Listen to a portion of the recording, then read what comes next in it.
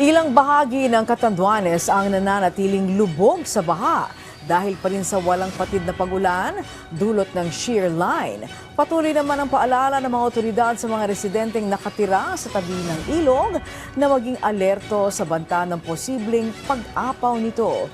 Si Juris De La Rosa ng Radyo Pilipinas, Virac, sa sentro ng balita. Sa lakas ng buhos ng ulan na dulot ng shear line, nalubog sa baha ang ilang lugar sa Catanduanes. Sa bayan ng Viga, halos mga puno at bubungan na lamang ng ilang mga bahay ang makikita dahil sa taas ng tubig. Pahirapan din ang pagtawid sa kalsadang yan sa Peña Francia matapos na umapaw ang ilog. Pinag-iingat naman ng lokal na pamahalaan ng mga motorista na dumaraan sa P-Vera Summit matapos na magkaroon ng landslide dito. Sa bayan ng Bato naman, bahagyang tumaas ang level ng tubig sa Bato River kaninang umaga. Pinapayuhan ng MDRRMO Bato ang mga residenteng nakatira sa tabing ilog na magbantay at lumikas kung kinakailangan at huwag munang mag-iwan ng mga alagang hayop sa mababang lugar.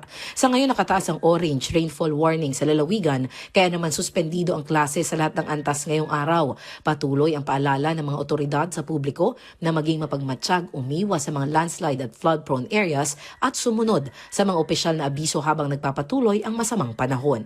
Mula rito sa Catanduanes para sa Integrated State Media, Juris De La Rosa ng Radyo Pilipinas, Radyo Publiko.